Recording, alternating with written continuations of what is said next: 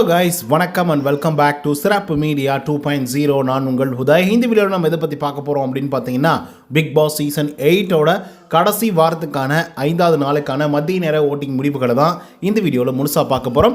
So இந்த வீடியோக்கு போகிறதுக்கு முன்னாடி நம்மளோட சேனலை சப்ஸ்கிரைப் பண்ணாதவங்க சப்ஸ்கிரைப் பண்ணிக்கோங்க. பக்கத்தில் ஒரு பெல் ஐக்கான் இருக்கும், அதையும் ப்ரெஸ் பண்ணி ஹாலில் போட்டுக்கோங்க. அப்போ தான் நாங்கள் அப்டேட் பண்ணுற ஒவ்வொரு விஷயங்களுக்கு நோட்டிஃபிகேஷன் வந்து சேரும்.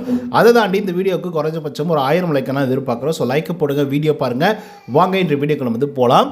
முதல் அஃபிஷியல் ஆர்டர் வந்து பார்க்கலாம். அஃபிஷியல் ஆர்டரில் நம்மளுடைய முத்துக்குமரன் முதல் இடத்துலையும், 2வது இடத்துல வந்து சௌந்தர்யா, 3வது இடத்துல வந்து ரயான், 4வது இடத்துல விஜய் விஷால், 5வது இடத்துல பவித்ரா இருக்கிறதா சொல்லியிருக்காங்க.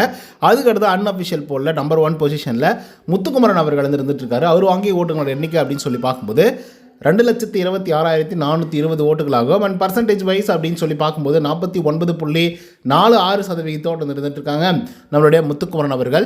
ஸோ இவரை பொறுத்தவரையில் ஒரு சிறப்பான பிளேயர். கண்டிப்பாக வந்து டைட்டில் கிடைக்கிறதுக்கான எல்லா வாய்ப்புகளும் வந்து இருந்துகிட்ருக்கு. அதுக்கு டஃப் கொடுக்குற மாதிரி செகண்ட் பொசிஷனில் சௌந்தர்யா, அவங்க வாங்கிய ஓட்டுகளோட எண்ணிக்கை அப்படின்னு சொல்லி பார்க்கும்போது 91,769 ஓட்டுகளாகும். அண்ட் பர்சன்டேஜ் வைஸ் அப்படின்னு சொல்லி பார்க்கும்போது 20.05% இருந்துட்டுருக்காங்க நம்மளுடைய சௌந்தர்யா அவர்கள். ஸோ இவங்களும் வந்து பார்த்திங்கன்னா அட்டகாசமான ஒரு பிளேயர் தான், அதில் எந்த விதமான மாற்று கருத்துமே கிடையாது. அண்ட் ஒன் மோர் என்ன அப்படின்னு பார்த்தீங்கன்னா, முத்துக்குமரனுக்கு டஃப் கொடுக்கக்கூடிய ஒரு பிளேயர் உள்ளே இருக்காங்க அப்படின்னா அது சௌந்தர்யா மட்டும்தான். இட்ஸ் மீன்ஸ் ஓட்டிங்ஸ்லையோ இல்லை அந்த டைட்டில் வாங்குறதுக்கான வாய்ப்புகளை ஏற்படுத்துகிறதுலையோ இருக்கிறது வந்து சௌந்தர்யா அப்படின்றதுல மாற்று கருத்து இல்லை. அதுக்கடுத்து 3வது பொசிஷனில் விஜய் விஷால், அவர் வாங்கிய ஓட்டுங்களோட எண்ணிக்கை அப்படின்னு சொல்லி பார்க்கும்போது 63,455 ஓட்டுகளாகும். அண்ட் பர்சன்டேஜ் வைஸ் அப்படின்னு சொல்லி பார்க்கும்போது 13.86% இருந்துட்டுருக்கார் நம்மளுடைய விஜய் விஷால் அவர்கள். ஸோ ஆக்சுவலாக இவர் அன்அஃபிஷியல் போலில் வந்து 3வது பொசிஷனில் வந்து இருந்துட்டுருக்காரு. பட் அஃபிஷியலாக வந்து பார்க்கும்போது 4வது பொசிஷனில் இருக்கிறதாக நியூஸ் வந்து வந்துட்டுருக்கு. பட் அது இன்னும் கூட கன்ஃபார்ம் பண்ணிவிட்டு அடுத்தடுத்த வீடியோக்களை நான் வந்து சொல்கிறேன். ஸோ இதனை தொடர்ந்து வந்து பார்த்திங்க அப்படின்னா, நம்மளுடைய ரயான் பயபுள்ள வந்து இருந்துட்டுருக்காப்புல. ஆக்சுவலாக வந்து அவர் அஃபிஷியல் போலில் 3rd பொசிஷனில் இருக்கிறதாகவும், இப்போ அன்அஃபிஷியல் போலில் வந்து 4th பொசிஷனில் இருக்காப்புல. அண்ட் அவர் வாங்கிய ஓட்டுகளோட எண்ணிக்கை அப்படின்னு சொல்லி பார்க்கும்போது 40,827 ஓட்டுகளாகும். அண்ட் பர்சன்டேஜ் வைஸ் அப்படின்னு சொல்லி பார்க்கும்போது 8.92% இருந்துட்டுருக்காங்க நம்மளுடைய ரயான் அவர்கள். ஆக்சுவலாக ரயான் அவர்கள் சூப்பர் பிளேயர், சரிங்களா. முத்துக்குமரன், சௌந்தர்யா இவங்களுடைய லிஸ்ட்டில் வந்து கண்டிப்பாக வந்து ரயான் அவர்களையும் சேர்க்கணும் அப்படின்றது தான் என்னுடைய ஆர்வமும் கூட. ஏன்னா அப்படி வந்து பார்த்திங்கன்னா விளையாடி இருக்காப்புல. ஆக்சுவலாக அந்த 13வது வாரத்தில் தான் விளையாடினார். பட் அந்தளவுக்கு நல்லா தான் விளையாடினார். அதை தொடர்ந்து வந்து பார்த்திங்கன்னா 5th பொசிஷனில் பவித்ரா, அவங்க வாங்கிய ஓட்டுகளோட எண்ணிக்கை அப்படின்னு சொல்லி பார்க்கும்போது 35,272 ஓட்டுகளாகும். அண்ட் பர்சன்டேஜ் வைஸ் அப்படின்னு சொல்லி பார்க்கும்போது 7.71% இருந்துட்டுருக்காங்க நம்மளுடைய பவித்ரா ஜனனி அவர்கள். ஸோ இவங்களை பொறுத்தவரையிலும் நம்ம சொல்லவே தேவையில்லை. கண்டிப்பாக one of the best player, ரொம்ப ஹார்ட் ஒர்க் போடக்கூடிய ஒரு பிளேயர். எங்கெல்லாம் வாய்ப்புகள் கிடைக்குமோ அந்த வாய்ப்புகளை வந்து சரியாக பயன்படுத்தி கொள்ளக்கூடிய ஒரு பிளேயர். பட் இவங்களுக்கு இன்னொரு முகமும் வந்து இருந்துகிட்ருக்கு. எப்படி பொம்மை டாஸ்கில் வந்து இவங்க தான் எல்லாருக்கும் சகுனியாக வந்து இருக்காங்க அப்படின்றது வந்து தெரிய வந்ததோ, அந்த மாதிரி நேத்திக்கு வந்து பார்த்திங்கன்னா ஜாக்லின் அவர்கள் எவிக்டாய் வெளியே போனதுக்கும் சகுனியாக இருந்தது இவங்க தான். ஏன்னா பொம்மை டாஸ்கில் வந்து இவங்க மட்டும் இருக்காங்க. யார் பொம்மையை இவங்க எடுக்கிறாங்களோ கையில், அவங்க ஒவ்வொரு ரவுண்ட்லேயும் வந்து பார்த்திங்கன்னா எவிக்ட் ஆகி போயிட்டு இருந்தாங்க. அது வந்து 1000 தடவை சொல்லி அவங்களுக்கு வந்து புரிய வைக்க முடியல பவித்ராவுக்கு.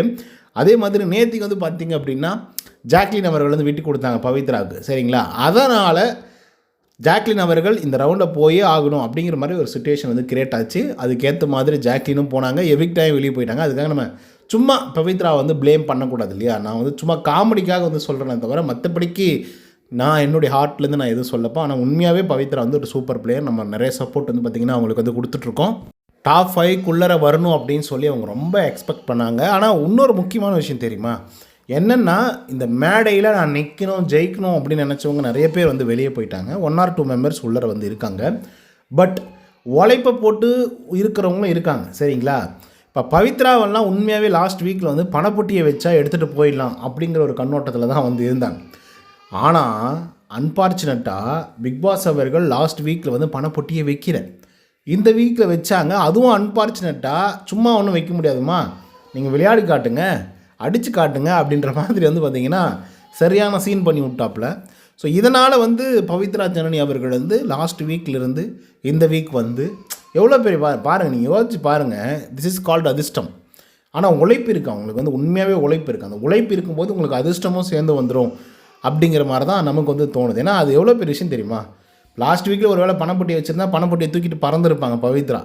அப்படியே அவங்க கடந்து இப்போ இந்த வீக் வராங்க. இந்த வீக்கில் வந்து பணப்பொட்டிலையும் வந்து பங்கு கொள்கிறாங்க, 2 லட்ச ரூபாயும் ஜெயிக்கிறாங்க. அதுக்கடுத்து வந்து டாப் 5ல் எப்படிங்க டாப் 5 வந்து இருக்காங்க. சொல்ல முடியாது, என்ன வேணால் நடக்கலாம். சூப்பர் தானே. அதுக்கப்புறம் விஜே விஷால் இவரை தான் போட்டு வருன்னு எடுக்கிறாங்கப்பா சோஷியல் மீடியாக்களில். இவன்லாம் அஃபிஷியல்லையும் அன்அஃபிஷியலில் 4வது இடம் 3வது இடத்துல வந்துருந்துட்டுருக்கான். இவன்லாம் டிசர்வ்டா. நல்லா உழைப்பை போட்டு 15 வாரமும் நாமினேட் ஆன, இங்கே பாருங்கள், இது நான் சொல்லலை, நல்லா புரிஞ்சுக்கோங்க. இது வந்து சோஷியல் மீடியாக்களில் வெகு ஜனங்கள் வந்து பேசுகிறத தான் நான் வந்து சொல்கிறேன், சரிங்களா? உடனே வந்து என்ன வந்து பிஆர் அது இதுன்னெலாம் வந்து சொல்ல தேவையில்லை, சரியா?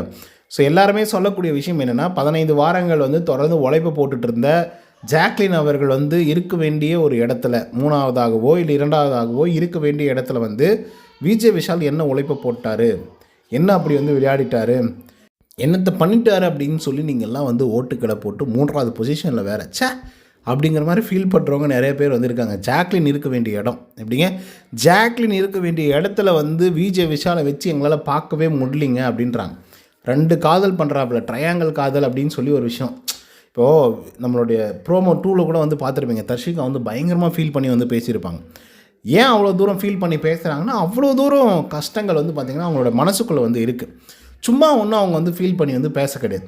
ஏன்னா இப்போ ஒருத்தர் உண்மையாகவே நான் சொல்கிறேன், உண்மையாகவே ஒருத்தர்கிட்ட நம்ம இன்ட்ரெஸ்ட் காட்டுறோம் அப்படின்னா அது அவங்கக்கிட்ட சொல்லிட்டோம், இன்ட்ரெஸ்ட் இருக்குடா, எனக்கு ஒரு மாதிரி இருக்குடா அப்படின்னு சொல்லும்போது, அப்படியா சரிம்மா இன்ட்ரெஸ்ட்டாக இருக்கிறியா, சரி ஓகே, எனக்கு அதில் வந்து இன்ட்ரெஸ்ட் இல்லைம்மா, நான் வந்து வேறு ஒரு ட்ராக்கில் வந்து போயிட்டுருக்கேன், எனக்கு I don't love you, I love someone அப்படின்னு சொல்லியிருந்தா கூட அட்லீஸ்ட் தர்ஷிகா வந்து பார்த்திங்க அப்படின்னா பேக் டு தி கேம் அப்படிங்கிற மாதிரி வந்து இருந்திருப்பாங்களோ அப்படிங்கிற மாதிரி வந்து தோணுது.